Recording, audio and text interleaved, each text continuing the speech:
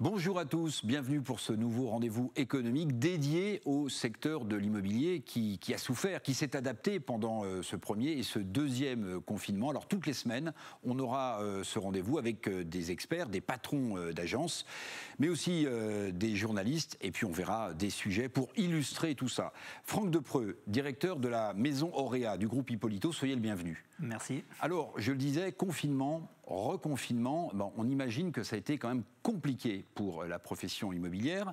La profession qui a adressé il y a quelques jours une lettre ouverte au président de la République en disant « mais enfin, il y a quand même quelque chose qui ne va pas dans ce pays. On peut signer des mandats de vente, on peut contracter des prêts immobiliers auprès de sa banque, on peut même signer chez le notaire, on peut même déménager. Mais Franck, on ne peut pas visiter d'appartement ou de maison. Ça, c'est un problème. » Oui, tout à fait. C'est un gros problème, en effet, puisque la chaîne de l'immobilier continue à fonctionner, mais on est bloqué. On peut aller faire des estimations, mais on ne peut pas amener de futurs acquéreurs visiter physiquement les biens chez les clients. Alors aujourd'hui, Franck, on va parler de digitalisation dans quelques minutes, mais aujourd'hui, la difficulté que j'ai, je veux acheter un bien auprès de la maison Auréa ou d'une autre enseigne, je veux acheter un bien, je ne peux pas aller le visiter, même si ceux qui le vendent m'accueilleraient les bras ouverts. Exactement. Exactement. Ils souhaiteraient visiter leurs biens, mais je n'ai pas le droit. Nous n'avons pas le droit aujourd'hui, les agences, de faire visiter les biens à nos clients prospects. Alors, avant de parler de digitalisation, j'aimerais que vous nous donniez une aperçu dans notre région du marché de l'immobilier. S'il y a moins de transactions, puisqu'on ne peut pas visiter pour l'instant, vous venez de le dire, est-ce que ça veut dire qu'il y a une pression à la baisse sur le prix au mètre carré ? Alors, à aujourd'hui, le marché et les prix n'ont pas bougé. On a connu, donc justement, on commence à avoir de l'expérience sur le confinement, puisqu'on a connu un premier confinement où en effet le marché a été à l'arrêt pendant 2 mois, et sorti du confinement à partir du 11 mai, nous avons eu une activité importante du 11 mai jusqu'à fin juin, et ça a même continué par la suite, où le marché a été très dynamique. Donc nous étions sur un marché totalement stable et encore dynamique sur la région. Aujourd'hui, quel conseil vous donneriez à quelqu'un qui veut acheter un bien dans notre région ? C'est encore la bonne période, hein. Les taux restent toujours bas. D'accord, donc c'est possible. Donc le marché, surtout sur la région, on voit qu'on a eu un attrait important. On a eu moins d'étrangers, bien sûr, qui sont venus, mais par contre, on a eu beaucoup de clients de Paris, d'autres régions de France, qui ont souhaité avoir un peu plus de soleil tout au long de l'année, d'avoir des extérieurs, des rez-de-jardin, des terrasses, et on a toujours un attrait très important sur la Côte d'Azur. Alors on vit un reconfinement, mais on s'en souvient évidemment, et pour cause, il y a eu un confinement au mois de mars. Comment est-ce que s'est porté le marché de l'immobilier au moment de ce premier confinement ? Comment est-ce que vous avez essayé de vous adapter aux problèmes qui étaient devant vous ? Alors justement, on a spéculé sur l'immobilier, comment allait se porter l'immobilier. Comme je l'expliquais, c'est que sorti du confinement, les agendas étaient pleins, hein, ça a très bien marché. Les projets immobiliers de tous nos clients ont continué. Maintenant, c'est vrai qu'il a fallu s'adapter aux contraintes de ce confinement, et c'est ce que nous faisons actuellement, puisque nous pouvons continuer à travailler, mais pas totalement, puisqu'on ne peut pas aller sur place. Est-ce que vous diriez que devant les incertitudes économiques sur les marchés financiers ou ailleurs, l'immobilier demeure une vraie valeur refuge ? Tout à fait. Oui, c'est ce qui s'est passé dans le premier confinement. La pierre, toujours valeur refuge. Et comme je vous dis, on a eu ces spéculations dans les premières semaines du confinement, sur la fin mars, mais sortie du 11 mai, on s'est rendu compte que, et surtout sur la région, la pierre était toujours une valeur refuge et était toujours très demandée et prisée par les Français. Alors Franck Depreux, vous avez prononcé le mot magique, me semble-t-il, pour le secteur immobilier tout à l'heure, qui est celui de la digitalisation. Sophie Mossman, notre journaliste, l'une des journalistes des antennes d'Azur TV, s'est rendue chez vous, à la maison Auréa, pour voir précisément si c'était du flan ou pas, et comment vous aviez digitalisé votre profession, votre agence, pour essayer de contourner la difficulté qu'on a à ne pas être en capacité aujourd'hui de visiter des biens. Regardez. Donc on arrive dans le séjour qui fait à peu près une superficie de 35 mètres carrés et je vous invite ensuite à vous diriger vers la terrasse avec son exposition sud et le jardin. La digitalisation touche aussi le marché de l'immobilier. Aujourd'hui, en quelques clics, il est possible de vendre son bien immobilier depuis chez soi ou bien de se projeter dans sa future maison à distance. Aujourd'hui, on propose notamment des visites virtuelles aux clients. C'est vrai que c'est un outil qui leur permet, en fait, en restant chez eux à domicile, de pouvoir visiter un bien, que ce soit un appartement ou une maison. De la visite à la signature du compromis de vente ou de mandat, en passant par les réseaux sociaux, confinement oblige, la transition au digital s'accélère dans le secteur immobilier. Des outils novateurs qui ont permis, pendant cette période, de mener à bien des projets immobiliers, même à distance. En plus de nouvelles technologies et de l'immobilier connecté que l'on a de nos jours, ça vient pallier donc aux contraintes, notamment de distanciation, puisqu'aujourd'hui on ne peut pas réaliser déjà de visite. Les outils et le digital permettent un gain de temps, puis de sécuriser des visites et d'approfondir la découverte de nos clients. Mais les outils digitaux ne font pas tout. Si la digitalisation apparaît comme une véritable opportunité d'évolution, facilitant le travail au quotidien des agents, le rapport humain, lui, demeure primordial dans le secteur. Aujourd'hui, 90% des Français se positionnent sur un bien uniquement après avoir fait une visite physique. Et c'est vraiment les compétences et l'expérience du collaborateur qui va faire la différence, notamment pour les estimations en effet. Le secteur a donc adopté le digital, sans oublier le rapport humain, pour autant. Alors, mot important, Franck Depaux, on vous entend dans ce sujet le dire. Bon, la visite virtuelle, c'est une chose, c'est une façon pour le futur client d'appréhender le bien qu'il va acheter, mais rien ne remplace la visite sur place et le contact humain. Donc, en ce moment, c'est compliqué. Tout à fait, en ce moment c'est compliqué. Alors la digitalisation, c'est vrai, on est obligé, ce sont les nouvelles technologies qui dictent le marché, et pas uniquement dans l'immobilier, donc il faut s'adapter.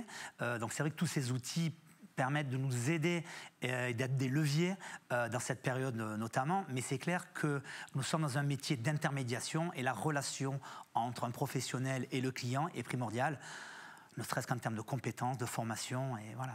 Vous diriez que la période qu'on vit actuellement a accéléré la digitalisation des métiers comme le vôtre, ou bien elle était en cours ? Alors, comme je dis, voilà, les nouvelles technologies, bien sûr, évoluent, et on est obligé de travailler avec son temps, mais c'est clair que ça a accentué, puisqu'on est obligé de pallier les contraintes que nous avons, et c'est certain que ces nouveaux outils ont été encore plus développés aujourd'hui dans la période de crise sanitaire. Alors, dans chaque numéro de notre nouvelle émission consacrée à l'immobilier, Franck, nous aurons un point important avec un journaliste de la rédaction de Mieux Vivre, hebdomadaire évidemment important dans ce pays, qui s'occupe notamment d'immobilier. Et on va rejoindre tout de suite Laura Macari, qui est en direct avec nous depuis chez elle, ou la rédaction d'ailleurs de Mieux Vivre. Bonjour Laura. On vit en ce moment un moment important, c'est la taxe d'habitation. Alors on se souvient que c'était une promesse d'Emmanuel Macron de faire disparaître cette fameuse taxe d'habitation. Aujourd'hui, 80% des foyers français sont exonérés de cette taxe d'habitation, 80%. Ça veut dire, Laura, qu'il reste encore 20% des Français qui continuent à la payer, cette taxe d'habitation. Pour les 20% restants de la population, qu'est-ce qui va se passer ? Alors tout à fait. Déjà, ces 20% de la population, il faut savoir qu'ils n'ont pas été choisis au hasard. Il s'agit des 20% les plus aisés. Alors qui sont-ils ? Très concrètement, selon le site des impôts, on en fait partie lorsque l'on dépasse le seuil de 27 706 € en termes de revenu fiscal de référence pour une personne seule. Prenons un exemple. Pour un couple de 2 personnes avec 2 enfants, la barre se situe à 56 438 €. Si vous avez un doute sur votre propre revenu fiscal de référence, vous pouvez le retrouver facilement sur votre avis d'imposition. Alors concrètement, qu'est-ce qui va se passer pour les 20% qui payent encore ? Ils vont être exonérés définitivement bientôt ? Alors oui, c'est la bonne nouvelle. Dans un premier temps, le gouvernement a hésité à les inclure dans la réforme. Ils peuvent se rassurer, ils ne recevront plus de taxes d'habitation encore très longtemps. Dès l'année prochaine, ils se verront exonérés de 30% du montant, puis de 65% en 2022. Et à leur tour, ils seront intégralement dispensés de cet impôt local dès 2023. Pour le moment, ce calendrier qui a été annoncé reste d'actualité. Le président a envisagé un moment, notamment cet été, de décaler cette date face à la crise actuelle, mais rien n'a été acté pour le moment.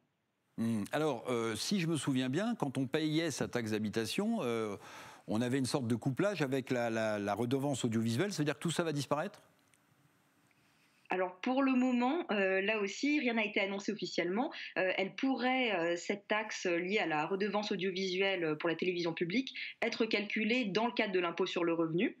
Là, aujourd'hui, même les 80% de la population exonérée de la taxe d'habitation doivent tout de même régler cette contribution à l'audiovisuel public. Et donc, c'est 138 € qui devront être déboursés cette année par tous les Français. Merci beaucoup, Laura Macquarry, depuis Mieux Vivre Votre Argent. Franck, on vient de l'entendre, taxe d'habitation de moins en moins, qui occupe de moins en moins les foyers français. Est-ce que c'est un frein à l'acquisition d'un bien ? C'est clair que si les nouveaux acquéreurs, les primo-accédants notamment, ne payeront plus de taxes d'habitation, c'est du pouvoir d'achat en plus. Et bon, comme il y a la taxe foncière à acheter, à payer, donc c'est clair que voilà, c'est toujours en plus. Donc ça veut dire que le jour où la promesse aboutira à l'exécution totale, ce sera une excellente nouvelle pour la maison Auréa et ceux qui sont dans le secteur de l'immobilier. Bien sûr, tout à fait. Dernière question, Franck. Quels sont aujourd'hui les biens qui sont les plus recherchés chez vous aujourd'hui? Ce sont les petites surfaces, les moyennes surfaces? On dit ailleurs que le confinement a poussé à acheter plutôt des villas que des appartements. Vous le constatez? Oui, on a constaté en effet une forte demande sur les extérieurs. Ce qu'on appelle les extérieurs, c'est-à-dire des terrasses plus grandes, des rez-de-jardin notamment. Beaucoup de demandes de rez-de-jardin, de petites maisons également aux alentours de Nice. C'est vrai que ce confinement il y a une demande de bol d'air. Il y a une demande qui est supérieure à l'offre pour ce type de bien en ce moment? Oui, tout à fait. Tout à fait. Aujourd'hui, en effet, la difficulté, c'est de trouver les produits sur le marché. Donc ça veut dire qu'il y a une pression à la hausse sur les prix? Voilà, aujourd'hui c'est stable, comme je vous l'ai dit, mais pour moi, c'est pas encore prêt de baisser. Donc ça veut dire qu'il faut franchir la porte d'une agence en ce moment pour essayer d'acquérir un bien? Bien sûr. Je pense que dans la période où nous sommes, et notamment en plus avec la crise sanitaire, encore plus que jamais, il faut faire appel à un professionnel. Nous sommes les gardiens du foyer de nos clients et avec notamment tout ce qui est gestes barrières et garantie, nous garantissons la sécurité de leur foyer. Et c'est vrai que, voilà, comme je l'ai dit aujourd'hui, la digitalisation c'est bien, mais bon, je ne pense pas pouvoir acheter aujourd'hui une maison, un appartement en click-collect. Merci beaucoup Franck Depreux, directeur de la maison Auréa du groupe Hippolito. Merci beaucoup d'avoir été avec nous pour cette première d'Azur Immo. On se retrouvera, vous le savez, avec certains de vos collègues, avec d'autres experts toutes les semaines pour faire un point, pour prodiguer des conseils sur le marché de l'immobilier grâce à des experts comme vous. Merci beaucoup Franck. Écoutez, je vous remercie de votre invitation. Voilà, on se retrouve dans une semaine pour de nouvelles aventures immobilières. Merci beaucoup, à bientôt.